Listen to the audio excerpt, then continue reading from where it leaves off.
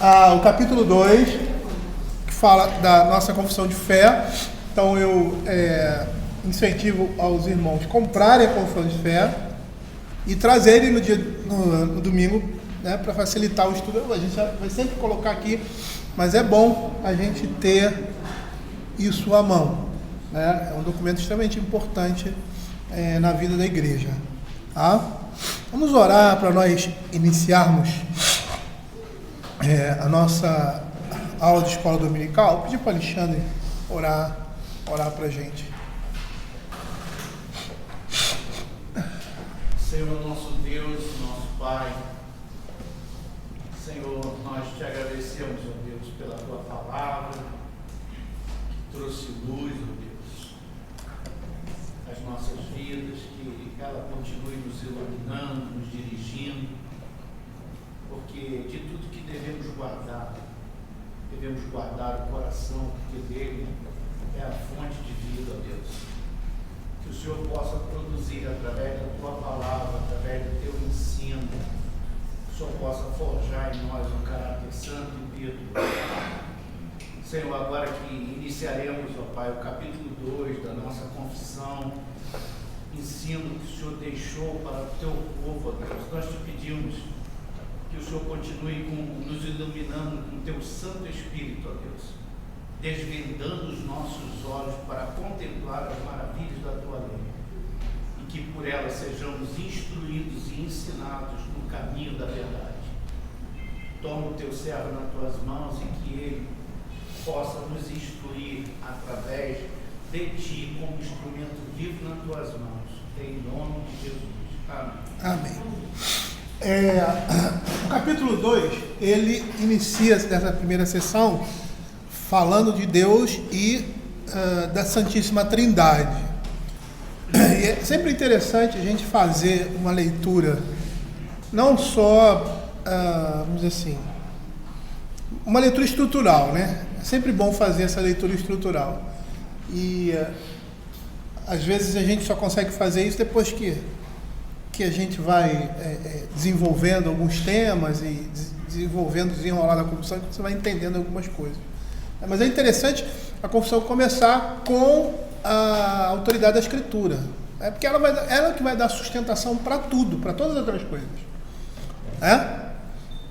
E começar falando como fala, que é a revelação de Deus, uma revelação infalível. E logo após esse primeiro capítulo, o capítulo 2 fala do alvo de toda a Escritura, que é falar do próprio Deus. Então a gente vai ver aqui, na seção 1, sendo traçado quem é Deus. Quem é Deus? E a complexidade que isso envolve. Então, a gente vai ver ali, o texto da confissão diz assim: há um só Deus vivo e verdadeiro, o qual é infinito de seu ser e perfeições. Ele é um espírito puríssimo, invisível, sem corpo, membros e paixões, imutável, imenso, eterno, incompreensível, onipotente, onisciente, santíssimo. A partir daqui, você vai ver as obras de Deus, completamente livre e absoluto, fazendo tudo para a sua glória e segundo o conselho da sua própria vontade, que é reta e imutável. É cheio de amor, é gracioso, misericordioso, longânimo, muito bondoso e verdadeiro remunerador dos que o buscam. Assim está escrito aí. Dos que o buscam, e contudo justíssimo e terrível em seus juízos, pois odeia todo pecado, de modo algum terá por inocente o culpado. Então, assim, no primeiro capítulo, o que a gente viu? Viu que Deus se revela a nós de forma suficiente, em que sentido? A nos dar conhecimento de si mesmo e da sua vontade necessário à salvação por meio das Sagradas Escrituras. Quando a gente fala em suficiente, estamos contrapondo a revelação natural, que fala de Deus, mas que ela não é, vamos dizer assim, ela não é precisa. Ela apresenta alguns atributos de Deus, como nós vimos no nosso último estudo, Então, quando a gente fala em insuficiente, nós estamos contrapondo a revelação natural à revelação especial e também aquilo que Deus revela de si, da sua pessoa, nas Escrituras. Por quê? Porque nós não temos uma revelação completa de Deus como se nós pudéssemos compreender, toda a natureza e todo o ser de Deus.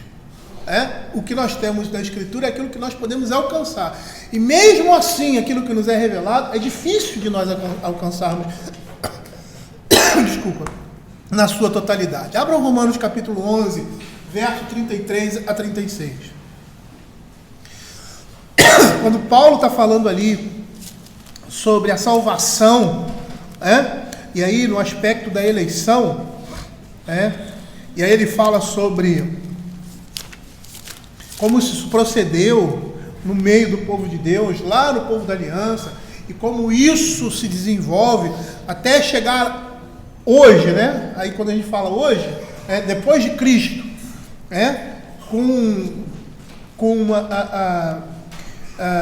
com todo o povo de Deus, seja o Israel, como é que se diz? Nação, seja o Israel, que é o Israel do Novo Testamento, que é toda a igreja, a gente percebe que o Israel nação está inserido nisso, não como nação, mas como indivíduos. Então, acho que isso não é dificuldade para ninguém, Então aí Paulo chega no final, que ele fala ali sobre a eleição, a misericórdia de Deus, a sua soberania.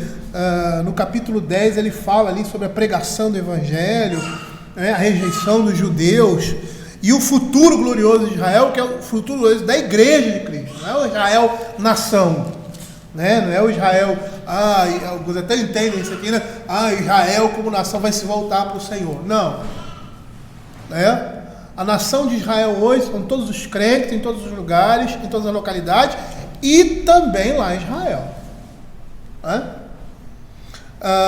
Ele diz assim: ó profundidade da riqueza, tanto da sabedoria quanto do conhecimento de Deus. Quão insondáveis são os seus juízos e quão inescrutáveis os seus caminhos. Quem conheceu a mente do Senhor, ou quem foi o seu conselheiro? Ou quem primeiro deu a ele conselho para que ele venha a ser instruído? Porque dele, por meio dele, para ele, são todas as coisas. A ele, pois, a glória eternamente. Amém. Nós não temos uma revelação completa de Deus nas Sagradas Escrituras. Às vezes, quando a gente fala isso, as pessoas se espantam, Mas nós não temos uma revelação completa de Deus. Nós temos uma revelação suficiente nas Sagradas Escrituras. Aquilo que nós precisamos saber e o que podemos alcançar de Deus com uma mente finita. E essa foi a dificuldade ali da Assembleia de Westminster. Eu estava lendo um comentário do Dick Sorbe. Ele disse que os textos que permeiam a Assembleia, porque esses são atas que são escritas das coisas que acontecem lá, ele fala da dificuldade e da amplitude e da visão que eles tinham dessa distância que a Escritura nos revela e nos mostra a respeito da pessoa de Deus, do seu ser, do seu caráter, E ele diz que são textos preciosíssimos, que nós poderíamos também tê-lo à mão para ver, os debates, as coisas que foram ditas, e eles chegam a essa conclusão, Eles chegam a essa conclusão a partir da Escritura, Aqui você está vendo nesse capítulo 2 quem é Deus segundo as Escrituras. Você vai perceber que há vários textos da Escritura que nos mostram que, apesar de Deus se revelar a nós não temos a capacidade de conhecê-lo em toda a sua grandeza. Quando você estuda teologia, a primeira coisa, ou qualquer nível acadêmico que você chega, a primeira coisa que você estuda é epistemologia. Eu estudei isso várias vezes, epistemologia. Na faculdade de letras, eu estudei no seminário, e aí alguns cursos que eu fiz, O que é epistemologia? Eu estudo conhecimento. É a maneira científica de se abordar um conhecimento, ou de se chegar a um conhecimento. E é interessante que toda vez que você está diante de um objeto a ser analisado, você assume uma posição superior ao objeto. Por quê? Porque você está na condição daquele que vai analisar e vai tirar determinadas conclusões sobre aquilo. Então, de uma certa forma, na questão científica, que o cientista, o pesquisador, ele está um pouco acima do seu objeto de estudo. É lógico que se é o seu objeto de estudo, ele está no seu campo de visão, seu campo de conhecimento. Então, quando você começa a estudar teologia, a primeira coisa que você percebe é essa diferença. Que isso a gente pode dizer assim: o objeto estudado na teologia está acima do homem, acima da sua compreensão, acima da sua capacidade. E aquilo que nós podemos entender de Deus é aquilo que Ele nos deu na sua palavra sobre si mesmo, que nós podemos alcançar. Abra Isaías capítulo 55, verso 8, nós vamos ver alguns textos. Isso aqui é só introdução. É introdução para nós começarmos a falar sobre cada um desses aspectos. 8 e 9. Olha o que diz a Escritura. Porque os meus pensamentos não são os vossos pensamentos, nem os vossos caminhos os meus caminhos, diz o Senhor. Porque assim como os céus são mais altos que a terra, assim são os meus caminhos mais altos que os vossos caminhos, e os meus pensamentos mais altos que os vossos pensamentos. É interessante nós percebermos aqui a maneira como o profeta começa o Salmo 55. Para nós parece vamos dizer assim, uma contradição. Ó vós, todo que tendes sede, vinde às águas, e vós, os que não têm dinheiro, vinde comprai e comei. Sim, vinde comprai e comei. Vinde comprai sem dinheiro e sem preço, vinho e leite. E a maneira como o profeta se pronuncia aqui nós vamos ver que a graça de Deus está sendo oferecida, é isso que está sendo oferecido. E essas coisas não são compreensíveis ao entendimento humano. Como comprar alguma coisa que eu não tenho dinheiro? Como eu vou adquirir algo, como eu vou comer algo que precisa ser comprado, mas que eu não vou comprá-las porque eu não tenho dinheiro, sem dinheiro e sem preço. Como isso funciona? Isso é para dar um vislumbre da graça de Deus, o sacrifício, a dívida que o homem tem para com o Senhor e que Ele pagou em nosso lugar. E na esfera da graça de Deus, que foge ao nosso entendimento muitas vezes, por que Deus é um Deus gracioso para conosco? Se nós andávamos nos nossos próprios caminhos, se o Senhor, quando morreu por nós éramos inimigos, quem faz isso? Quem faz isso? Morrer por alguém que é o seu inimigo e que continua a um comportamento de inimizade, não passivo, mas ativo contra você. Essa é a maneira de mostrar a graça de Deus. Abra Jó, capítulo 11, verso 7. Apesar de Deus se revelar a nós na sua palavra, a sua obra, nós não temos a capacidade de conhecê-lo a partir do que a Escritura nos diz a respeito dele, que é perfeito para nós, conhecê-lo em toda a sua grandeza.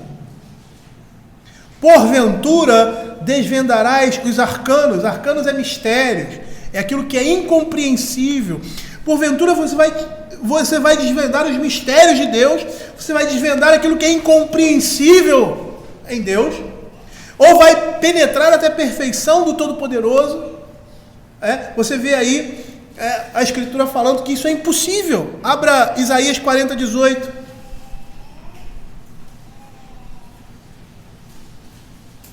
E é interessante porque, apesar da Bíblia não ser um livro científico, ela não tem uma linguagem científica, e não tem esse propósito. Nós vamos perceber determinadas coisas que a ciência se utiliza. Ela não devia ser diferente, né? Com quem comparareis a Deus? Ou que coisa semelhante confrontareis com Ele? Todo conhecimento do homem, ele é a partir daquilo que já é conhecido. Todo conhecimento, em todas as áreas do conhecimento. Se surgiu uma cepa nova do Covid. O Covid daquela família SARS, não sei o que, babá. Como é que funciona isso aqui? É dessa forma que funciona.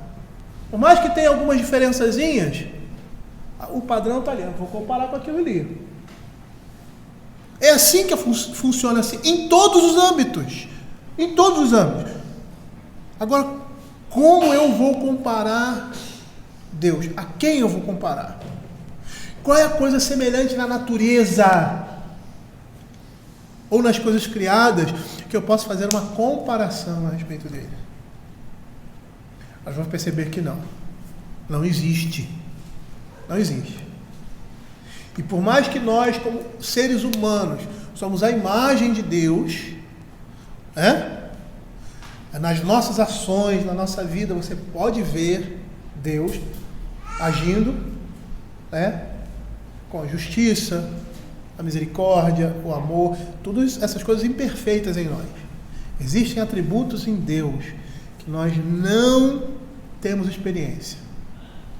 E a experiência que temos daqueles atributos que são comunicados é uma experiência humana, distinta da experiência divina.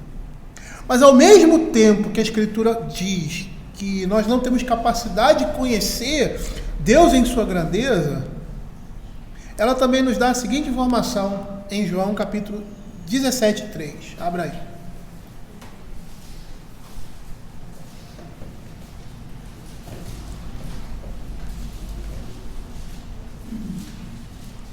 Olha o que diz: e a vida eterna é esta, que te conheçam a ti, o único Deus verdadeiro, e a Jesus Cristo, a quem enviaste. Olha que interessante aqui.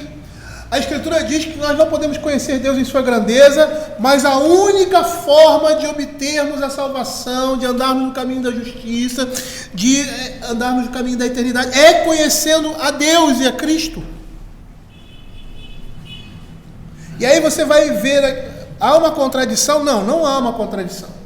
A igreja cristã, ela confessa por um lado que Deus é incompreensível, mas também por outro lado, que ele pode ser conhecido e que conhecê-lo é um requisito absoluto para a salvação. E aí nós podemos conhecer Deus sim, naquilo que ele se revela, a nós. Que está ao nosso alcance por meio do Espírito que opera em nós em sua palavra.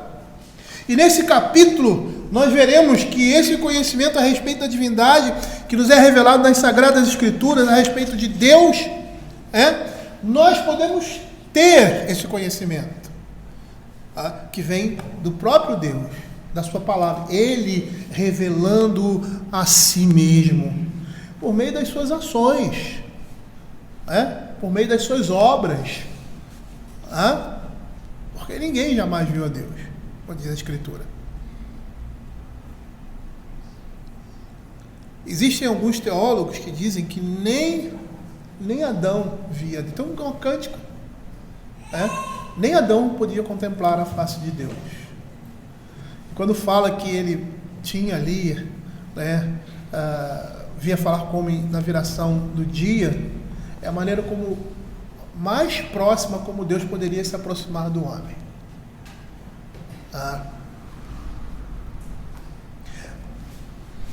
A Bíblia vai nos dizer quem é Deus. A confissão de fé vai pegar e vai resumir não, vai colocar isso tudo junto. A Bíblia vai dizer quem é Deus por meio das suas ações, o ser de Deus. Ela vai nos falar sobre esse Deus que Lutero chamava de Deus abscônditus. é uma expressão latina, né? Deus absconditus, que é Deus oculto, ou Deus, que é o revelatus, que é o Deus revelado. E em algumas de suas falas, ele fala que o Deus revelado, em algumas passagens, ele até fala do Deus revelado como aí de um Deus oculto. E ele fala assim, em vista do fato de que mesmo através da sua revelação especial, não podemos conhecer Deus plenamente. Calvino, eu vou citar Calvino aqui, ele diz que nas profundezas de seu ser, Deus é insondável, a sua essência é incompreensível, e que deste modo sua divindade escapa totalmente aos sentidos humanos. Os reformadores, eles entendiam que o homem pode entender alguma coisa da natureza de Deus por meio da sua obra criadora, mas eles sustentavam que ele só pode adquirir verdadeiro conhecimento de Deus por meio da revelação especial sob a influência iluminadora do Espírito Santo. Deus pode ser conhecido, mas que a nós é impossível ter um exaustivo e perfeito conhecimento de Deus. E aí a gente dá uma parada aqui, tá? Para falar da prepotência dos homens. Prepotência dos homens. O homem não consegue conhecer o seu organismo. O cérebro tem áreas não mapeadas ainda. Pesquisadores atuais tentam mapear o cérebro, lado esquerdo, lado direito, não conhece. Esse dia eu estava lendo, há um tempo atrás, estava dando algumas aulas de ciência, eu estava lendo lá, aí descobriram um órgão diferente no ser humano, um negocinho que o ser humano não esquecia, que eles nunca tinham visto.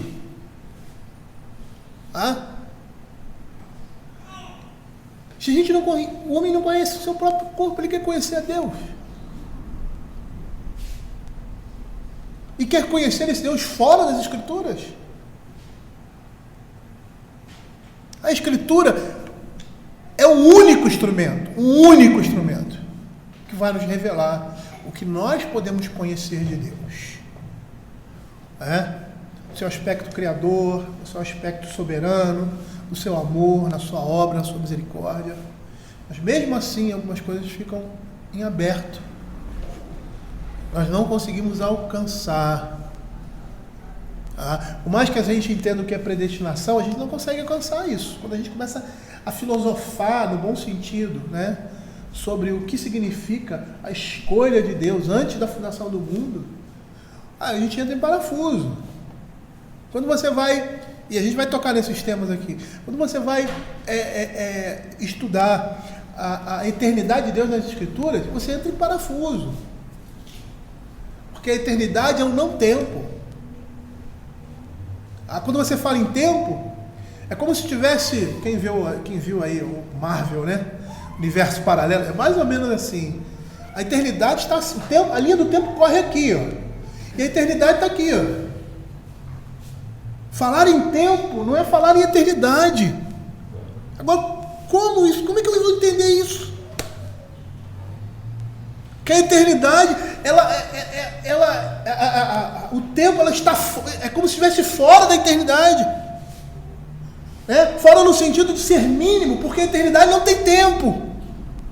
Não existe. Agora, como é que isso cabe na minha cabeça? Se eu só entendo essas questões de dias, meses, anos, gerações, a eternidade não tem isso.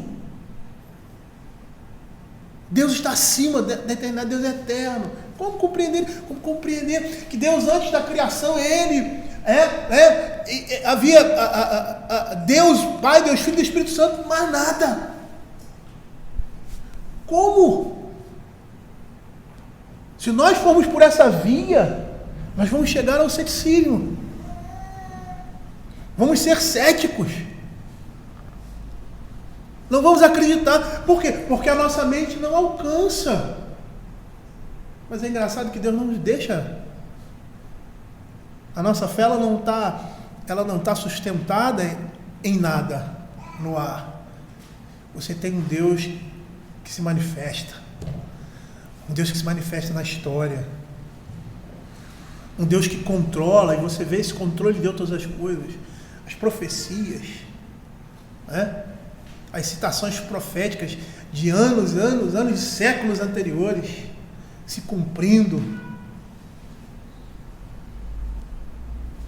o Deus encarnado, que por mais que você possa não aceitar ou não crer que na existência de Deus, a manifestação do Filho de Deus é uma realidade de que Deus é presente, de que Deus existe.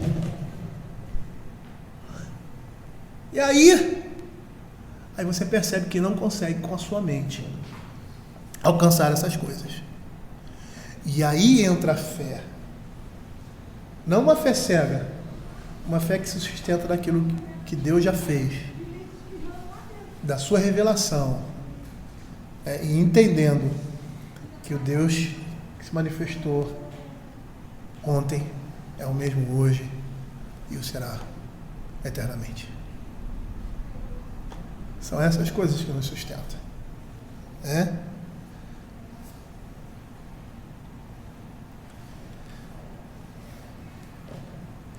Deus pode ser conhecido, mas que a nós é impossível ter um exaustivo e perfeito conhecimento de Deus.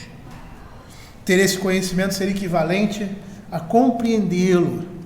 Isso está completamente fora de questão, pois o finito não pode compreender o infinito. E é engraçado isso, porque nós temos, de uma forma muito mais, vamos dizer assim, apropriada, o mundo também tem, da presença de Deus no mundo e da presença de Deus em nossas vidas. É o Espírito de Deus testificando com o nosso espírito. E essa é uma certeza que está fundamentada onde? Nas Sagradas Escrituras. Nas Sagradas Escrituras. A nossa fé se sustenta em algo firme, que se manifesta, é uma fé histórica, mas ela não se explica completamente por aquilo que vemos.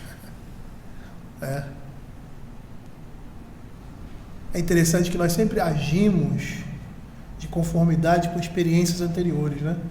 Tem aquele ditado: gato escaldado tem medo de água fria.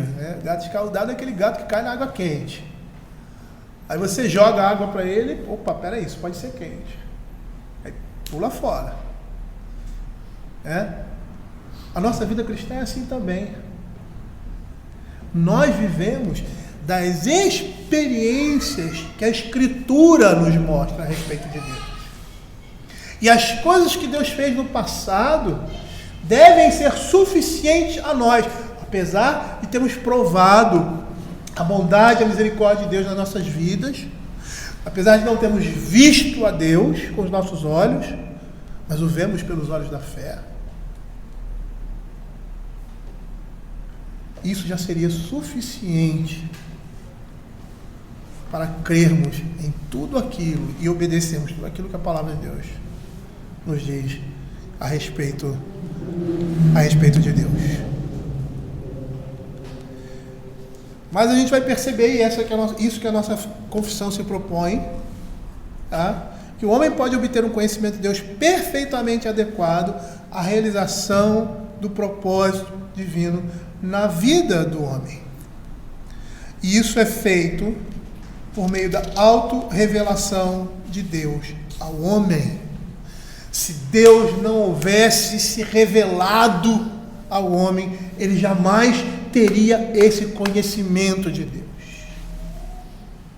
E você vê Deus se revelando de várias formas na história. Paulo, quando chega ali em Atenas, vou até citar, ele diz que Deus não deixou de dar o seu testemunho. E qual era o testemunho de Deus naquela época? Para os ímpios, trazendo fartura e alegrando o coração dos homens. Não é porque ele apaga depois de um tempo, ele fica, ele vai voltar. Pronto. Ele apaga depois de um tempo. Não, pode deixar, se apagar não tem problema não. E aí você vê determinadas coisas acontecendo no mundo. Você vê os filósofos discutindo sobre Deus.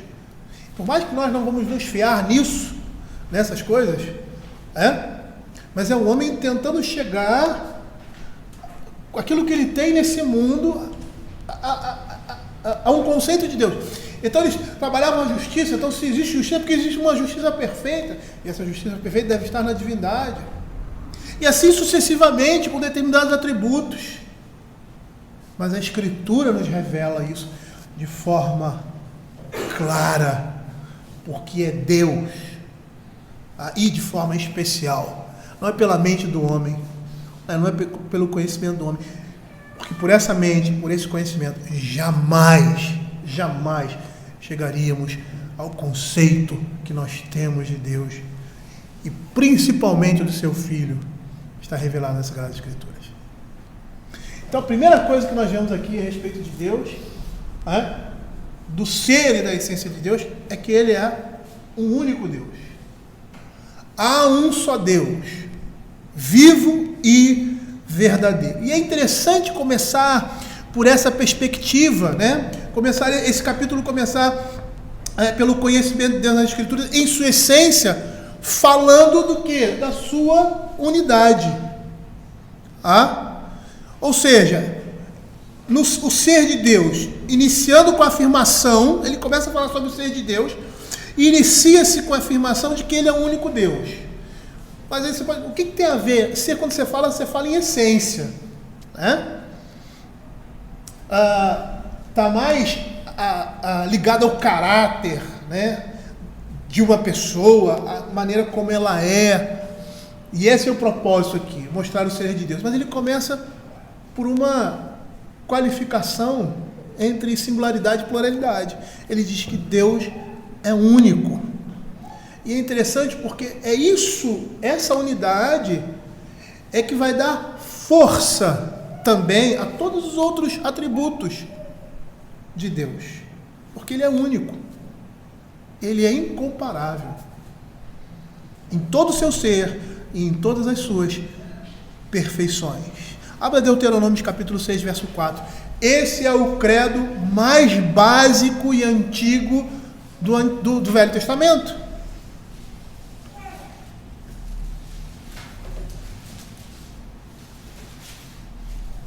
Ouve, Israel, o Senhor Deus,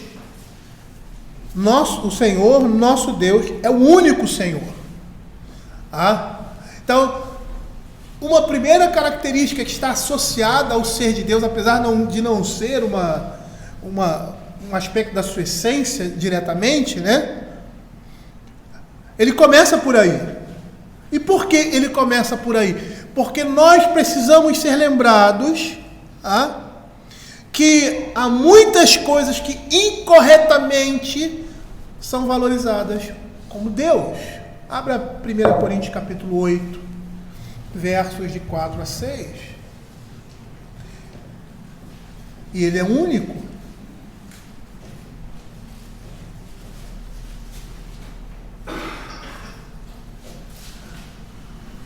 Diz assim: no tocante à comida sacrificada a ídolos, sabemos que o ídolo de si não é nada no mundo, e que não há senão um só Deus. Ontem eu estava terminando uma obra aqui em casa, né? A obra já acabou, mas falta lá em cima. E aí eu tive que passar o material por essa entrada aqui, que é uma entrada comum, né? Só que a gente não usa, quem usa mais é o pessoal lá de baixo, né? Lá de fora, de fora lá atrás. E é um pessoal de Umbanda, né? Aí você entra ali, tem uns negócios ali, né? Aí eu cheguei lá, aí o cara me deu nojo, né? Disso. Aí tinha um negócio lá, eu nem sabia, não dava pra ver que era negócio de Umbanda, né? Aí tinha que descer uma corda, aí eu falei assim: pastor, tem que descer a corda por aqui. Aí vai precisar afastar isso aí. Eu peguei e afastei com o pé. Aí com nojo. Aí ele: pastor, o senhor...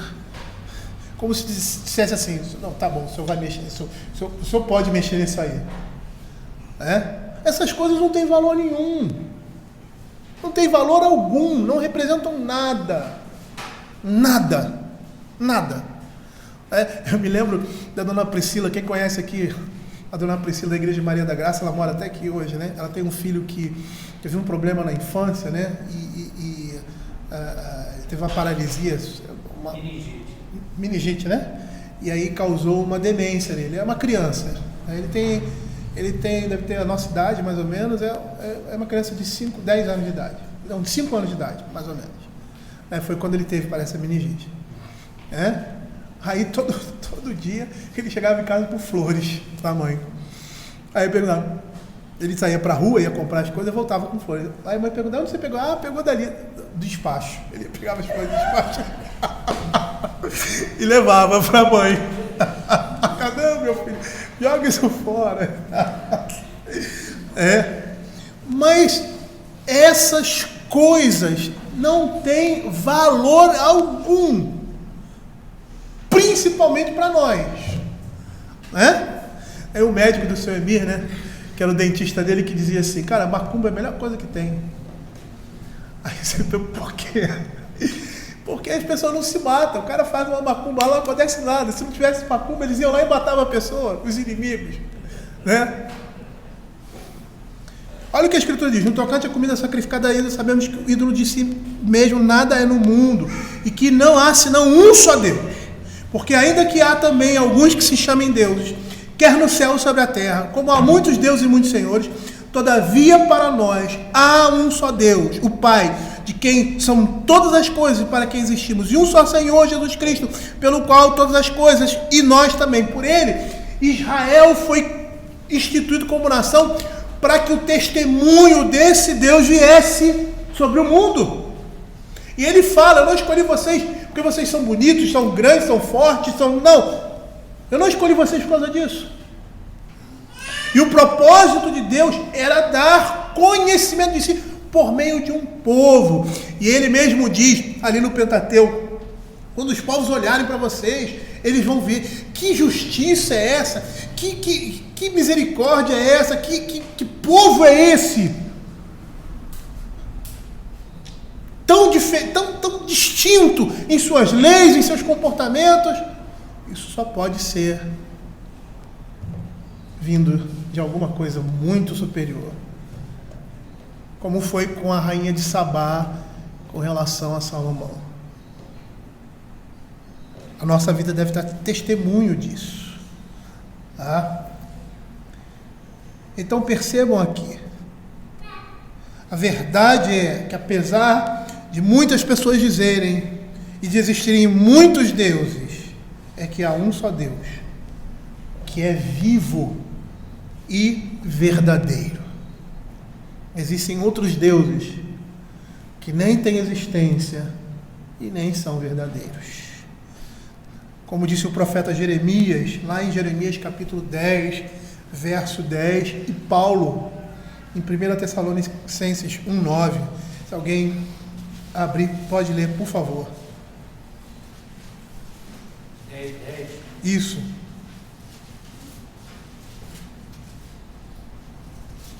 Mas o Senhor é verdadeiramente Deus. Ele é o Deus vivo, o Rei eterno. No seu furor treme a terra, e as nações não podem suportar a sua indignação. Israel, no Velho Testamento, foi um povo em que o poder de Deus se manifestou, em que a sua presença se fez no meio do seu povo. Quando nós lemos ali o Pentateuco, isso aqui não é historinha de carochinha, não, isso não é fábula, não, isso são fatos reais.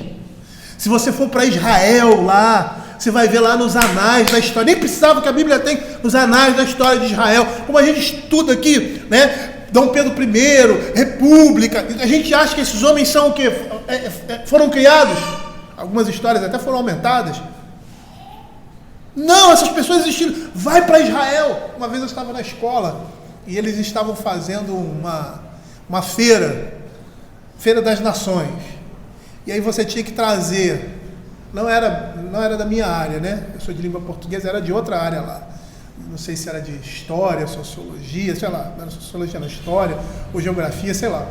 Aí os alunos tinham uma barraquinha, e cada barraquinha representava uma nação, Aí fizeram comida, tinha lá o povo árabe, aqueles negocinhos, dava os professores, as pessoas comerem, os pais entraram para ver e tal. E aí tinha uma barraca de Israel, eu fui lá, opa, pera. Aí o menino que estava lá contando a história de Israel. E a história de Israel é marcada pela presença de Deus do início ao fim. E eu não sei qual era a mentalidade daquela criança, aquele menino, né, em achar que aquela história era verdadeira ou não, mas eles estavam contando a história. Da mesma forma que tinha lá, né, a barraquinha do Brasil, contando a história do Brasil, do seu descobrimento, né, como começou, né, os seus imperadores, a república.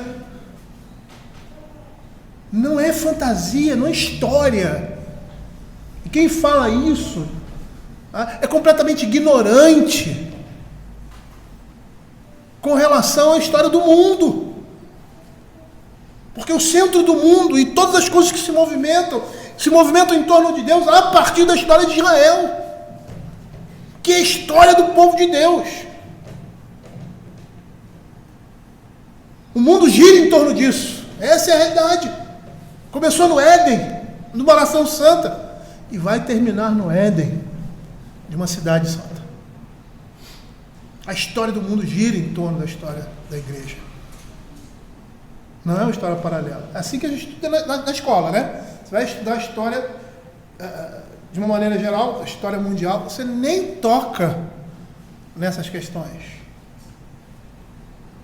Quando você vai estudar o século XVI, você nem toca em reforma, você fala um negocinho de reforma.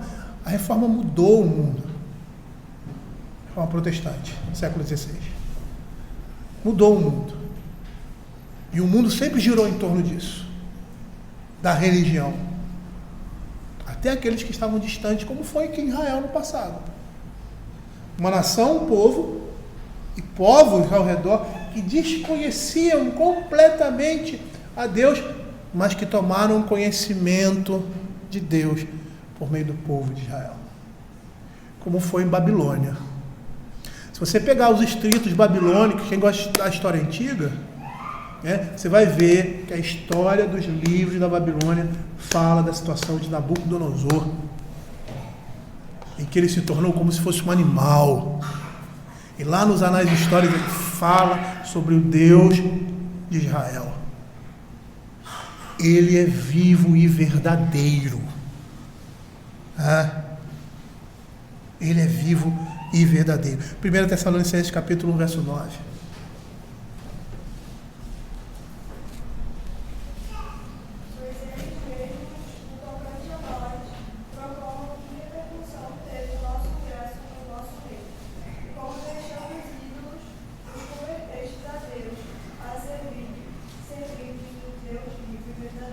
Tessalônica é uma cidade greco-romana, né?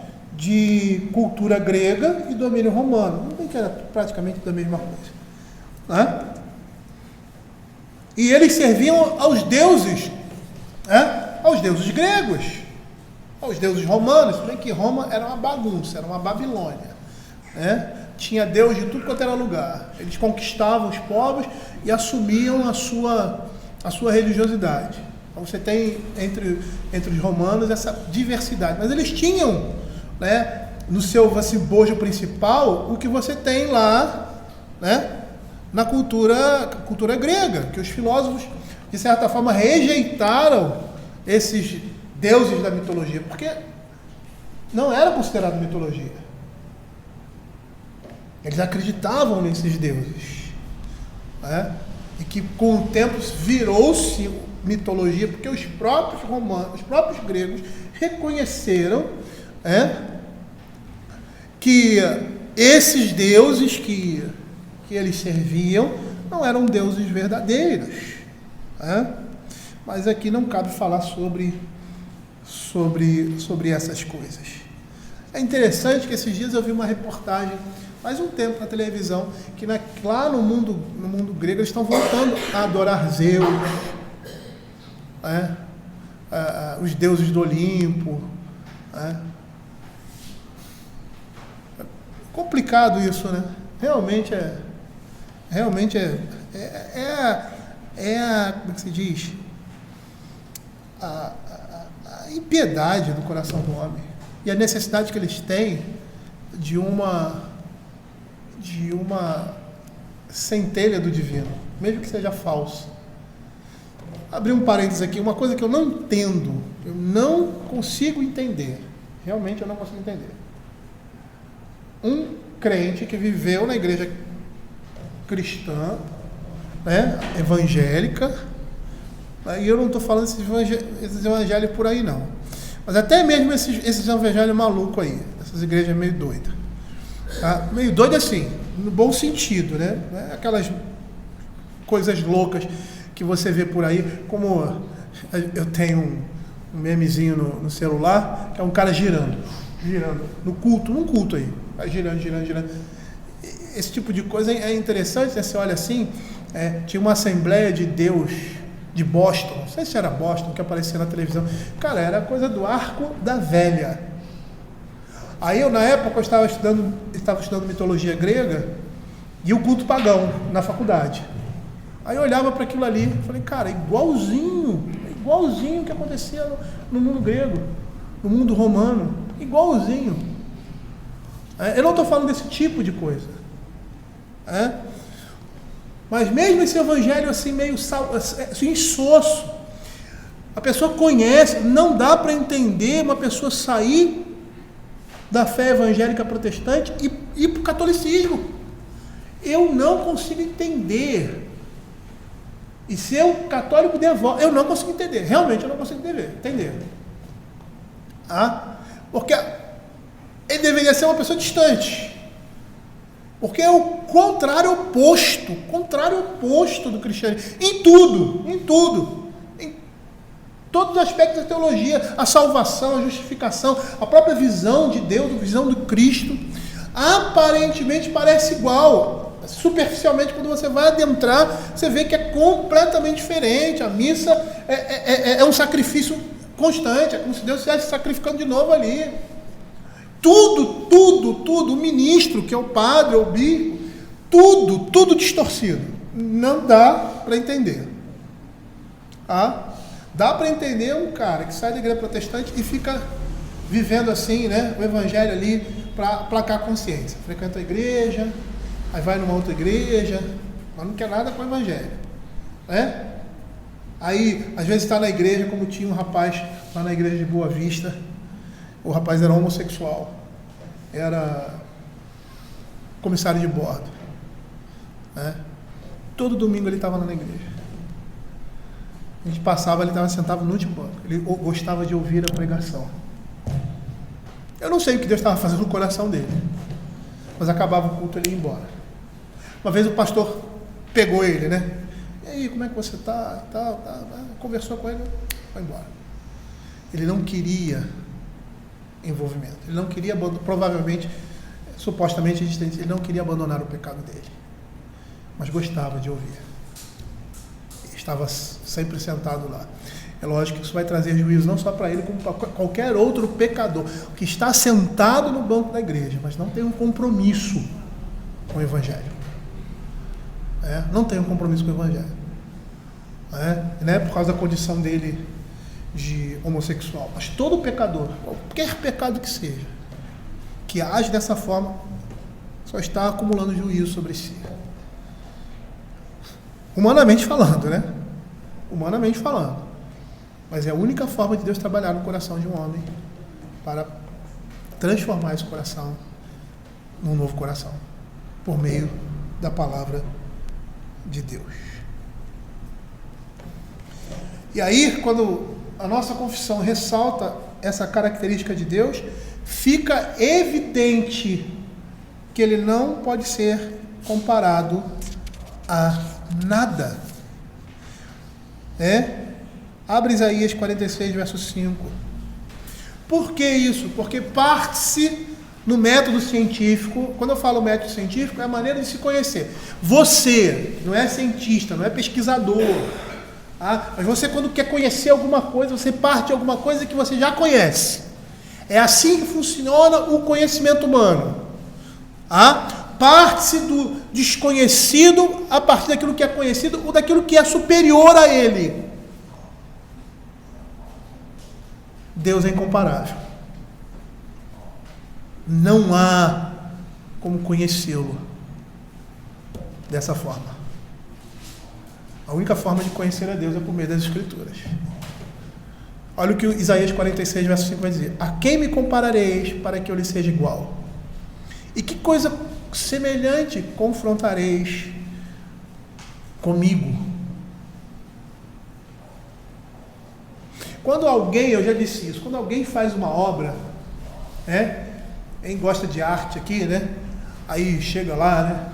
É uma pintura, não sabe de quem é. Achou-se um quadro numa galeria ou numa coleção de alguém que só coleciona gente famosa. Picasso, Rembrandt e outros lá, que eu nem sei qual é. Aí o cara vê lá, né? Pô, tem aqui as obras de Picasso, Rembrandt, e aí outros lá que eu me esqueci e tal. Aí ele acha uma pintura no meio daquilo. E aquela pessoa que comprou aquilo, morreu e tal, só compra obras assim. Tem um nome para isso. Não, mas tem um nome especial para isso. Para essas pessoas que compram obras de arte. São colecionadores, mas tem um nome especial, me esqueci agora. Aí, aquilo foi doado para um museu. Aí o museu pega, vai as obras. Ixi, geralmente tem um nomezinho ali embaixo, né? Ou alguma menção. E aí não tem. E aí, como a gente vai fazer? Vamos pegar aqui, vamos olhar, vamos comparar com os outros pintores. De que ano isso aí? Olha a pintura. Essa tela é de não sei quanto, esse tipo de tinta. Eles partem para o desconhecido a partir de alguma coisa que é conhecida ou que é superior. Com Deus não é assim. Com Deus não é assim. A própria Escritura, Ele mesmo diz, não existe nada que eu possa comparar nesse mundo que eu criei. E quando um criador cria alguma coisa, ele deixa os traços ali, os seus traços, tanto que você olha para a criação e você vê, como diz o Romanos, o poder de Deus, né? Alguns atributos, o poder de Deus, a glória de Deus, por meio da criação. Mas eu não posso comparar a criação com o Criador. Eu não posso comparar um banco com um escultor, ou com um artesão, ou com um marceneiro. Não posso. Há uma distância muito grande entre a obra e o seu Criador. Por mais que existam vestígios, né? Mãe sabe disso. Isso aqui é obra de fulano. Deixou os vestígios. Mas saber que é obra de fulano não significa que eu conheço fulano profundamente. Eu sei daquilo que ele é capaz. Com a revelação divina é mais ou menos assim. É mais ou menos assim. E quando ele afirma, Deus, afirma que é Deus único, não há nada que se possa comparar com ele ou a ele. Ele é incomparável, estando acima de qualquer coisa que exista.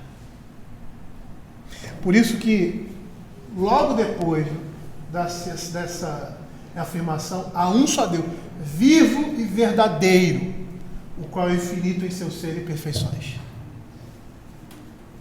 E nós vamos parar por aqui. Por isso que ele começa com a unidade. E não é unidade simplesmente.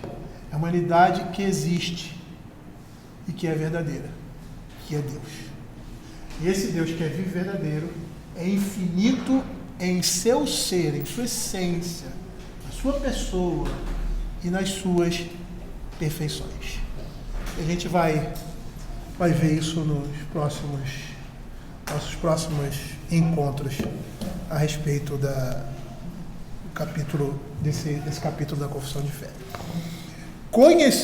Conhecer a Deus, é interessante isso, vai gerar em nós uma atitude,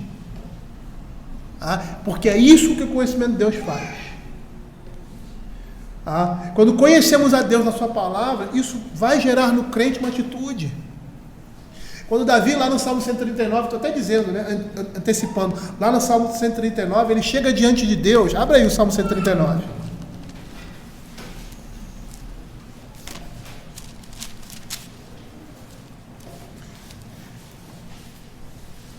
Ele chega diante de Deus para pleitear uma causa. Provavelmente ele estava sendo acusado de alguma coisa. E ele era justo nessa questão.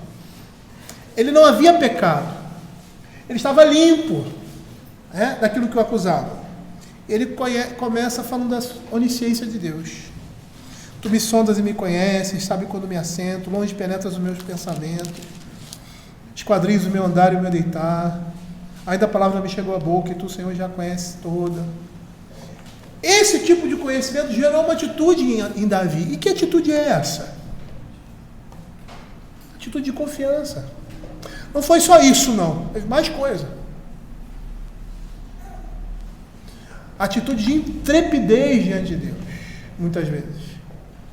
De chegar diante de Deus e falar determinadas coisas de forma emotiva, emocionada, pedindo que a justiça dele se manifestasse. E as atitudes dele, não somente para com Deus, mas para com os outros, demonstrava o conhecimento que ele tinha de Deus. E é isso que a palavra de Deus faz, é isso que a confissão de fé, quando junta todas essas definições numa só, esse é o propósito. Conhecer a Deus vai gerar piedade, vai gerar temor. Porque muitas vezes o nosso culto é um culto desrespeitoso. Porque muitas vezes a nossa atitude cultica é uma atitude displicente. Porque nós não temos a noção, ou às vezes nos esquecemos, diante de quem nós estamos. Porque às vezes a gente acha que eu vou cometer um pecado, e esse pecado não vai ter consequência, e ninguém vai ver. Porque achamos, contrariamente à Escritura, que os olhos do Senhor não estão em todo lugar. E assim, querido, esse conhecimento de Deus vai nos gerar um temor, principalmente um temor piedoso. Por isso que Jonas agiu do jeito que agiu. Joga para fora que isso aí vai acabar. Por isso o Senhor diz: por que vocês são tímidos? Ali no mar da Galileia. Porque ele questiona: Senhor, você não se preocupa com a gente não? A gente está morrendo aqui, você está dormindo, descansando aí no barco, a coisa está virando. E o Senhor: por que vocês são tão tímidos? Por que vocês não estão tranquilos? Porque eu estou aqui. Aí você começa: por que eu fico desesperado quando eu estou desempregado? Por que eu fico desesperado com uma doença que pode matar, mas que também não tem essa letalidade toda? Por que eu estou preocupado com o dia de amanhã, com o que eu vou comer? E aí, queridos, eu poderia estender isso para muitas coisas. Porque nós ou não conhecemos, ou nos esquecemos, que é muito comum, de quem é o nosso Deus. Por que essas coisas estão acontecendo comigo? O mundo desabou sobre mim. Porque você tem um Deus que cuida de você. Por isso que o mundo está desabando sobre você. Mas você não está sozinho, não. Ainda que eu ande pelo vale da sombra da morte, não temerei mal algum, porque tu estás comigo. Conhecer a Deus vai mudar a maneira como nós nos relacionamos com o mundo. Tá? Com o mundo. O que acontece é que muitas vezes nós esquecemos disso. Eu e você. Nós esquecemos disso. E deixamos de exercitar a fé no Deus vivo e verdadeiro. Vamos orar? Pedir o Alexandre para orar para a gente terminar. Santo Deus, nós te agradecemos, ó Deus, mais uma vez pela tua palavra, por aquilo que tu és, ó Deus. Tu és o eu sou, o Yahvé, tu és o Emanuel, Deus conosco. Ó Deus, que o Senhor esteja conosco todo o restante deste dia, que possamos voltar para os nossos lares debaixo do teu cuidado paternal, e que o Senhor deste dia continues, ó Pai, a fazer a obra que o Senhor tem realizado nos nossos corações e nos traga a logo mais para que possamos te prestar tudo que a só ti é devido. Seja Deus gracioso para conosco e nos abençoe e faça resplandecer sobre nós o teu rosto, para que se conheça na terra o teu caminho, a tua salvação. Em nome de Jesus. Amém. Amém. Queridos, nós chegamos aí ao final da nossa escola dominical. E